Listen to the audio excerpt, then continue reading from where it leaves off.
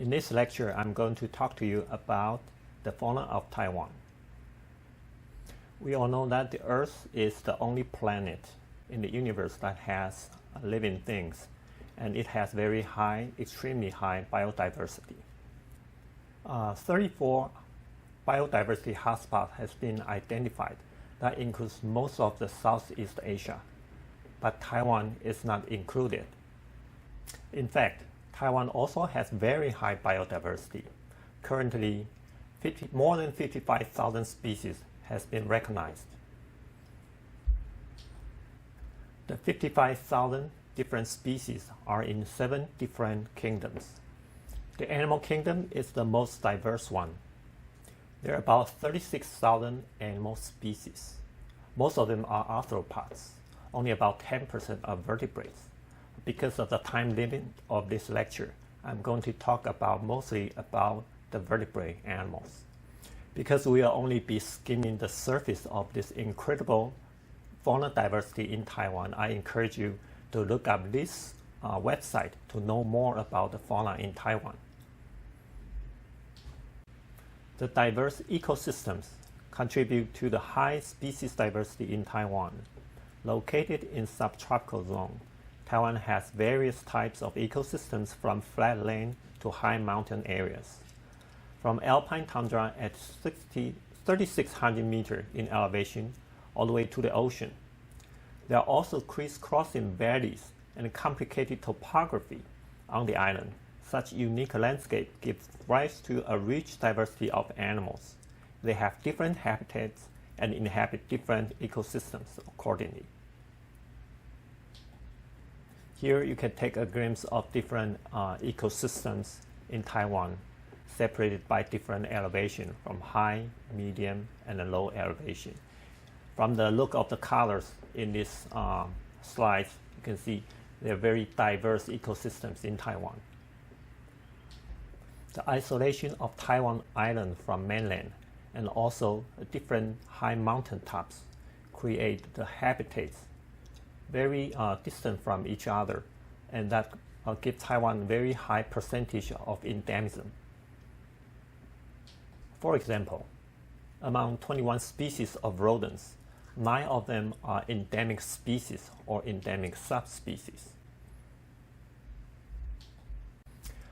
So let's go to the ecosystem of Taiwan to see its animal inhabitants.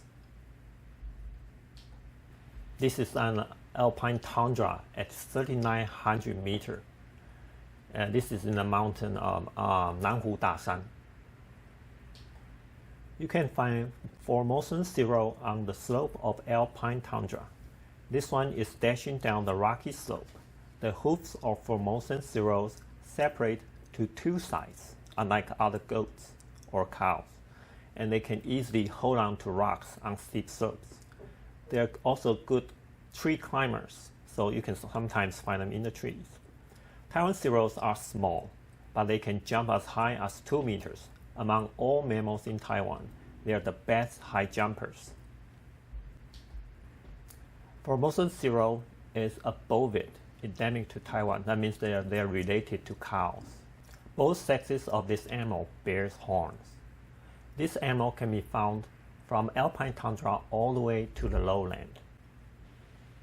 They are very territorial, and they use their tears, as you can see from this insect, they use a tear to mark their territories. The alpine accentor. This species is Taiwan endemic subspecies. From its English name, you know its habitats. The Xiaoshan grass lizard is an endemic lizard in Taiwan, limited to mid to high elevation.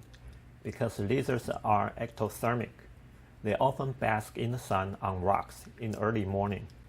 Elevated body temperature can increase their mobility and physiological functions. However, high environmental temperature is not suitable for this high altitude species. The hatching success, juvenile survivorship, or energy assimilation efficiency, it will tend to decline when environmental temperature is too high. Now we come to the timberline, where the alpine meadows and the evergreen forests connect. Here you can find the largest deer in Taiwan, the Formosan sandbar. They can weigh as much as 1,200 pounds, though more typically around 700 pounds. As suggested by their Chinese common name, sandbar do love to congregate near water. Because their major natural predator, the cloud leopard, is now extinct in Taiwan, sandbar essentially has no natural enemies other than human. The population size can reach high number in some areas, that they can severely defoliate ground cover. This one is the dominant small mammal in the alpine meadow, the Taiwan field vole. They prefer to eat the dominant yusan cane. The yusan cane, they're the dominant vegetation. The vole will climb up the cane and they can sit on the branches and eat the leaves just like a small panda. The Taiwan field voles have natural enemies in the grassland, mainly golden weasels and least weasels, and sometimes the Taiwan mountain pit viper. The Taiwan mountain pit viper is also an endemic species. They're mainly active at night, only come out in the daytime to build up their body temperature. And other than rodents, they can also eat lizards, skinks, or salamanders.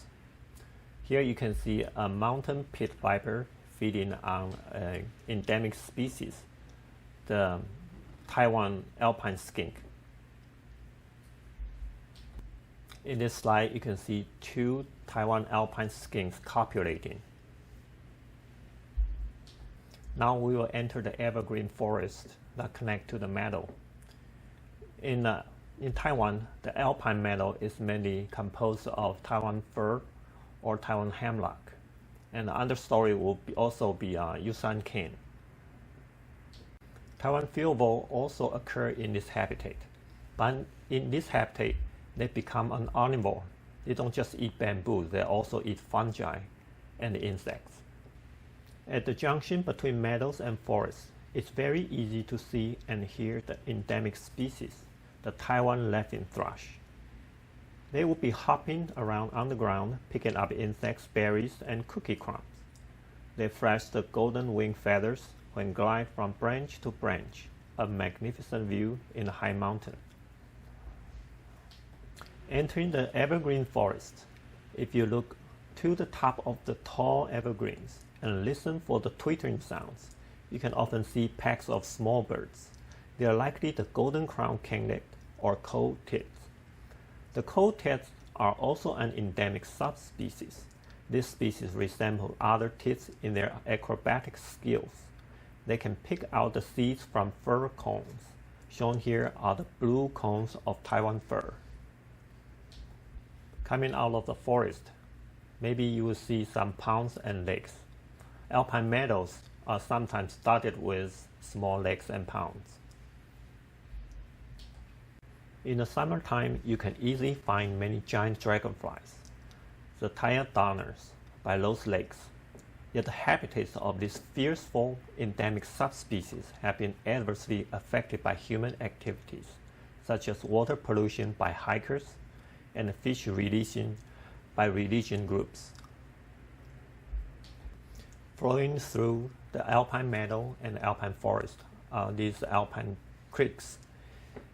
In these creeks, you see salamanders hiding in the crevices. There are 5 different endemic species of the salamanders has been recognized in Taiwan. Sonanis salamander is one of them. Females of the Sonanis salamander, they lay about 10 eggs in jelly-like pots. The males of these salamanders will look after the eggs until larvae hatch. Such kind of paternal care occurs in many salamanders, though it's rare in frogs and toads. Let's move to lower elevation.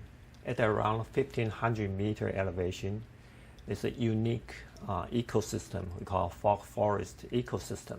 It's dominated by Taiwan red cypress and a Taiwan yellow cypress. Giant cypress ecosystem is a very rare ecosystem. You can only find it in very few places in the world. Under the rotting log in this fog forest, you can usually find Taiwan lesser salamander. The giant flying squirrels occur in the fog forest and other forest types in mid-elevation.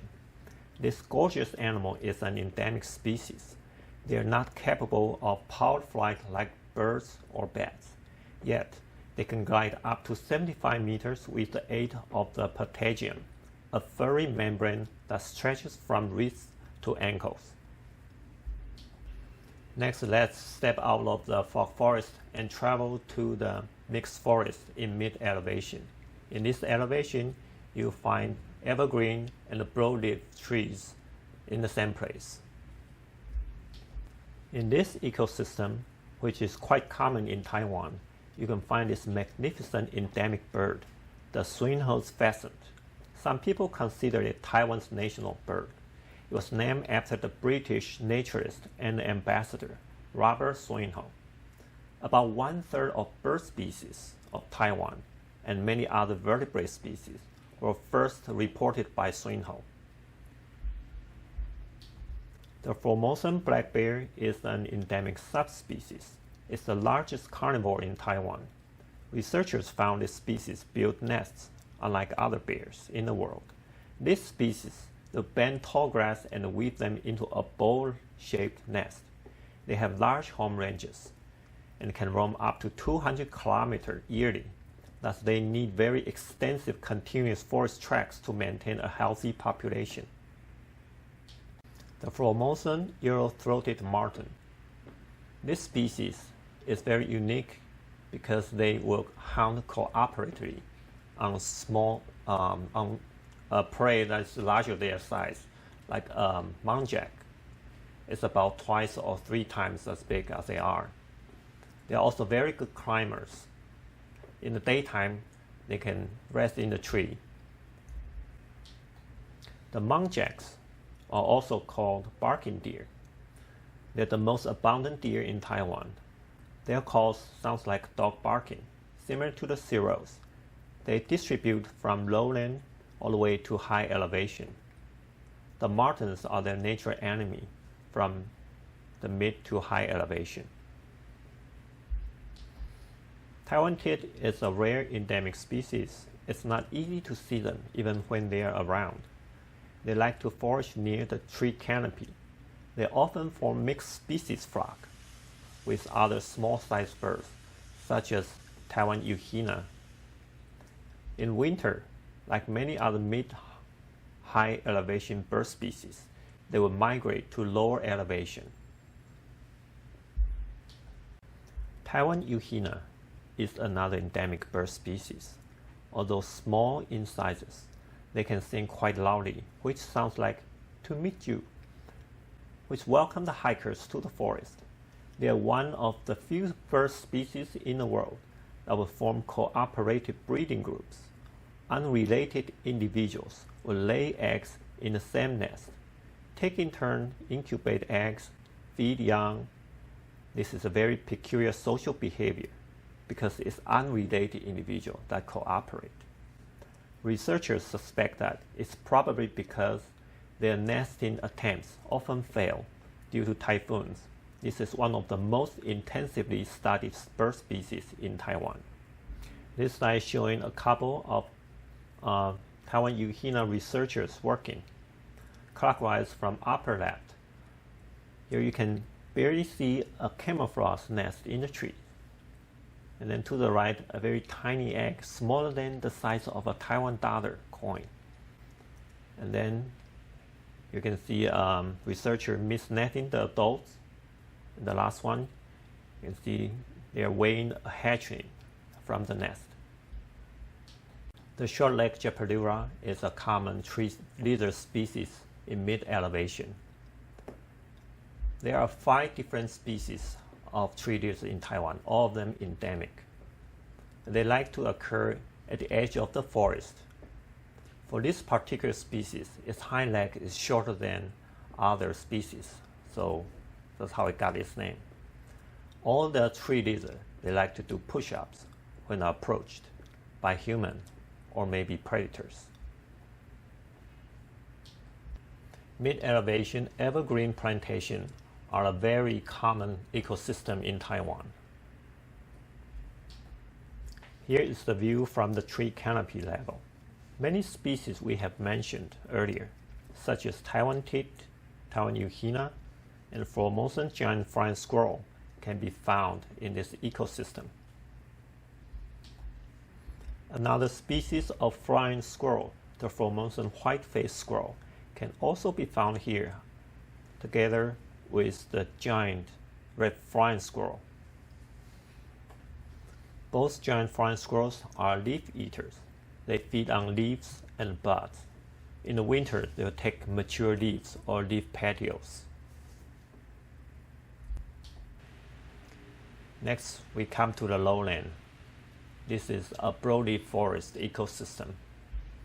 The lowland ecosystem are mostly altered by human activity. Now they have become cities, farmlands, or orchards. Here you can see the Formosan rock macaque. It's a macaque endemic to the island of Taiwan, and they have been introduced to Japan. Besides humans, these macaques are the only native primates living in Taiwan. This monkey has specialized pouch-like cheeks, allowing it to temporarily hold its food. The gathered morsels are eaten sometimes later in safe surroundings. The gem-faced civet is a nocturnal solitary predator, which stays principally in trees. During the daytime, it sleeps in the treetops. When the alarmed animal can spray a secretion from its anal gland against the predator. Nasty stuff. The spray is similar in function to that of a skunk. Another animal in the family of Mustelidae is this Chinese ferret badger. It can also produce anal secretions that are foul-smelling. This badger lives in burrows or crevices and is active at dusk and at night. It's a good climber and feeds on fruits, insects, and small animals. Next, let's take a look at our national bird, the Taiwan blue magpie. This species is unafraid of people, and they can be easily found in proximity to human residents. They're gregarious and are usually found in groups of 6 or more, gliding in the woods. When they're flying in a group, the birds will usually tailgate each other, flying one by one, following each other. Sometimes they may be seen string out as if in line. The crested serpent eagle is a medium-sized bird of prey that is found in forested area across Taiwan. They have a very large-looking head with long feather on the back of the head, giving them a mane and crested appearance. When they are alarmed, they can erect the crest, and the head appears large and framed by the ruff. They often rest in the forest, but they ride on thermal in the mornings. That's when you can see them in the high sky. The Chinese bamboo partridge is a small partridge native to eastern mainland China and Taiwan. Although named bamboo partridge, it is not entirely dependent on bamboo. Like other partridge, it prefers hiding to flight. At the foothills of rural areas, you can often hear its loud calls. Often sounds like kiko-kwai, kiko-kwai. It's repeated several times before slowing to a stop.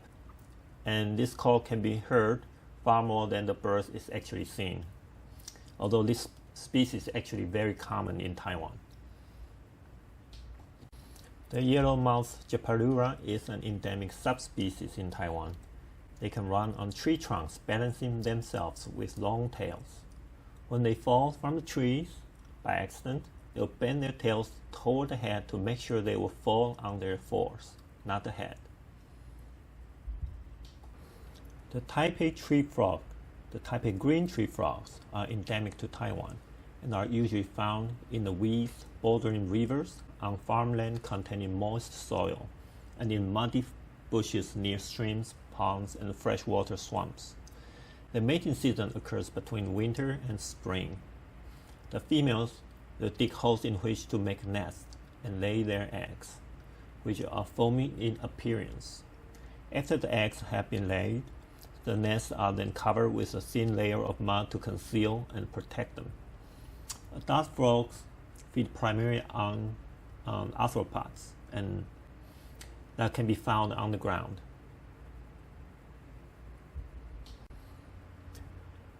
In contrary to the Taipei tree frogs, this species, the Stanger's paddy frogs, are found mainly in southern Taiwan. They are very small and occur in ephemeral puddles on forest floor during summertime. They're really small, so their call sounds like insect calls. Large tracts of lowland grassland is rare in Taiwan. Most of them have been developed into farmlands and buildings. But in the remnants of these grasslands, you can find native lizards, turtles, and maybe skylarks in this ecosystem. Green-spotted grass lizards are quite common in the grassland of northern Taiwan. These beautiful green creatures have an extremely long tail that helps them spread their body weight among branches and leaves when they move through vegetation. This species have been confused with the other species in the past, but a couple years ago, it became an independent species. When a lowland grassland has been transformed into a farmland like this one, the biodiversity would decrease. Southern Taiwan enters the tropical zones. That would include 3 different tropical ecosystems, as a tropical monsoon forest, tropical coastal forest, and the tropical reef forest. The tropical coastal forests occur only at the very southern tip of Taiwan. This ecosystem shares many plant species with Philippines or Indonesia. However, the many animal residents here can only be found in Taiwan in this ecosystem. That includes many land crabs. Around 30 different species could be found in a 1-hectare area. The wrinkled land hermit crab is a large hermit crab. You can find them very easily in the coastal forest. This animal, it has become a very popular pet animal. In the monsoon forest and the reef forest, the Formosan macaque is a common scene. Troops of monkeys, they travel on daily routine routes through the forest. In recent years, high macaque population in some rural areas have become a problem. Among the 80 species of mammals in Taiwan, 35 of them are bats. They include the large Taiwan flying fox, horseshoe bats, leaf-nosed bat, and the free-tailed bat. Different species live in different habitats. Some prefer caves, some house crevices, and some live in tree holes. The species here, the Taiwan greater horseshoe bat you see, they live in the reef crevices or caves of reef forests. In Taiwan, many animals make city park their home. If you go out to the park right now, it's pretty certain you will see one of the following animals. The red-bellied tree squirrels are dark in color, sometimes almost dark brown. You can see them running around in the city park. They are highly accustomed to habitat disturbed by humans. In the early morning, you can hear their call. It sounds like puppies barking. But if you go to the plantation in Taiwan, the population of red-bellied tree squirrels sometimes get too high and become a pest. They debark the valuable timbers in the plantation. The tiger bitterns, they make nests in the city park, and their foraging behavior is a very interesting one. They feed on the earthworm on the ground.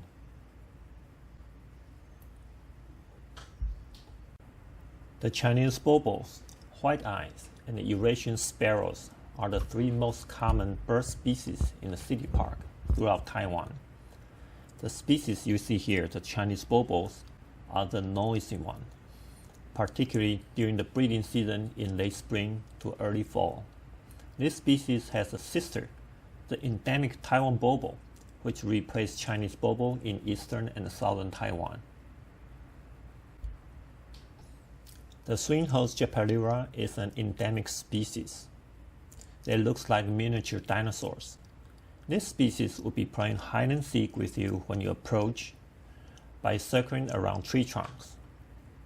Their conspicuous yellow stripes on the sides reflect the quality of the animals. Healthier individuals will have brighter yellow. The mid-altitude river, they have larger water volume compared to the high-altitude little creeks. In this river, it can hold fish, but the water is still cold, so these contain fish that are accustomed to cold environments. One of the species is the Formosan salmon. You can only find them in the Taiwan CH at Wuling. The swing-host frog lives near noisy running water of mountain creeks. They make high-pitched calls that sound like birds, which are often mistaken as bird calls. If you look at this individual, it has greenish back color against the green algae on the rock. A very good camouflage. The low-altitude rivers are of very different sizes. They can be teamed with very high species diversity. The crab-eating mongoose is a mongoose species found throughout southeastern Asia. Despite their common name, they actually eat lots of different things, including crabs, fish, snails, frogs, and rodents. They are very good swimmers and spend a lot of time near water. Along low-altitude river banks, you can often see mongoose droppings that contains piles of crab shells. Many of the crabs consumed by the mongoose are the Rumsfeld crab. It's an endemic species in Taiwan, a very important scavenger in the freshwater rivers and stream ecosystem. The Formosan leaf-nosed bat is an endemic species in Taiwan. A colony of this species can sometimes have more than 1,000 individuals. Usually you find them in the old abandoned building, in a tunnel, or hidden under the bridge. The whistling thrushes are mostly seen in hilly areas near streams. They specialize in feeding on snails, and they have very strong hooked bills that they can use to deal with the snails. They may choose a particular rock on which to crack the shells of the snails. The bright blue plumage of whistling thrushes is unique for a passing bird. They can reflect strong in the ultraviolet light. The sandpipers are a very large family of shorebirds. They include many species called sandpipers, as well as some species called curlews or snipes. The majority of these species, they eat small invertebrates in the mud or in the soil. Different lengths of bills will make them able to feed on different species of invertebrates in the same habitat. So without direct competition, they can have different food. Their bills are sensitive, allowing the birds to feel the mud and the sand as they probe for food. The picture shown here is a common sandpiper. It's the most common sandpiper in the world. They can occur across most of the earth. The olive frogs are very passionate singers in the summertime. They are very common species along the river banks or in the small ponds. Some animals will prefer water bodies that are not running, like this low altitude ponds or low altitude lake. This species are very good companions of farmers. A very common species, they love to congregate on vegetation near rice paddies. Their breeding season from March to September correspond well with the rice crop season. They will call like crazy before and after the rains. This species is probably the most common green tree frog species in Taiwan. It's an endemic species. They have different breeding seasons in different parts of Taiwan. In northern or northeastern Taiwan, they breed in spring and summer. In the south, they breed in summer and fall. In some moist mountain area, they will breed whole year round. Different ecosystems at the estuary are of vital importance to many migratory birds, as well as many crabs and fish. The mudflats in Taiwan can be very extensive at the western coast. Although they look bare, this ecosystem contains very high population of invertebrates that support residents and migratory shorebirds. In areas with slower water flow, you can have mangrove ecosystem. The African sacred ibis in Taiwan is not native. They are probably introduced or escaped from captivity of zoo. Plovers are found throughout the world and are characterized by relatively short bills compared to the sandpipers. They hunt by sight rather than by feel like sandpipers do. They feed mainly on insects, worms, or other invertebrates, depending on the habitats. They use a very special foraging technique we call run and pause technique. So they will be running on the mudflat and picking up their food, and then they will stop and they run again. So rather than the steady probing of some other waders, they use this very special technique. Here you can see 4 different creatures on the mudflats. From the upper left, the feeder crabs, upper right, the sand crabs, and then the mud skipper and the marsh crab. The feeder crabs are easily recognized by their distinctly asymmetric claws. They communicate with each other by a sequence of waving and gestures. And the males, they can use their oversized claw to fight with each other. The sand crab at the upper left, upper right corner, they have very special behavior. Sometimes they would, when they confront an enemy or a conspecific, they raise both of their right arm repetitively, like they are haranguing their opponent. A marsh is a type of wetland that is subject to frequent or continuous flooding. Typically, the water is shallow and that will grow grass or reeds. Here we have 3 different species of rodents that live in the marsh: the harvest mouse, the Formosan mouse, and the yellow-bellied country rat. These 3 species have very different body sizes. The harvest mouse is only about 6 grams, and the Formosan mouse around 15-20 grams, and the yellow-bellied country rat can go all the way up to 50 or more than 100 grams. The harvest mouse is the smallest rodent in Taiwan and probably one of the smallest rodents of the world. They breed in the reeds and they make nests like a bird nest, a spherical structured nest in the reed. It's carefully woven from grass and attached to the stem. The mouse feet are adapted specific for climbing, with a somewhat opposable large outermost toe, allowing this species to grip stems with each hind feet and also with its prehensile tail.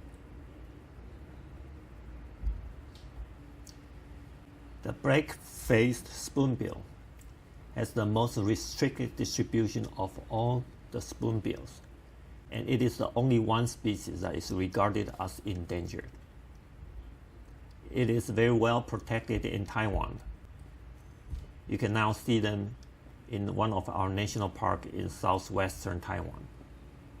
It is confined to the coastal area of Eastern Asia. The main reason for the decline of this species is the destruction of its habitat, because they require the mud holes for their feeding, and those habitats have been destroyed by agriculture and industrialization. Many migratory shorebirds stop by Taiwan to get fuel for their long-distance migration. This Pacific golden plover, after their stop at Taiwan, will probably fly to the Arctic tundra to breed. Some of the shorebirds are found in fresh water or along the freshwater coast, like this one, the wood sandpiper. They'll come to Taiwan to winter. You can also find a black-winged stilt at the shore of freshwater ponds. These birds pick up their food from the sand or water. They mainly eat insects or crustaceans. The sandy coast of Taiwan are probably disturbed by human activity. So the animal you can see here are probably mainly human and their pets. But if you look closely in this sandy beach, you can find sand crabs pretty easily. They have very high population density actually, and they are very fast running on the sandy coast. They have very special diet. They feed on the organic matters in the sand, and sometimes they will take on the dead bodies of other creatures.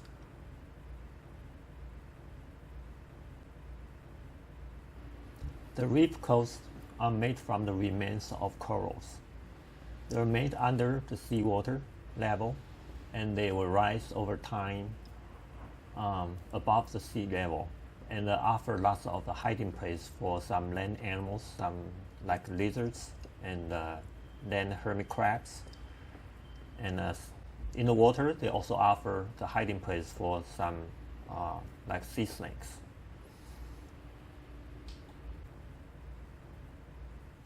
The ancestor of sea snakes live on land. So many sea snakes, although they are in the ocean right now, they still rely on the fresh water. Some species like this one, the black-lipped sea crate, they need to come on land to get fresh water to survive.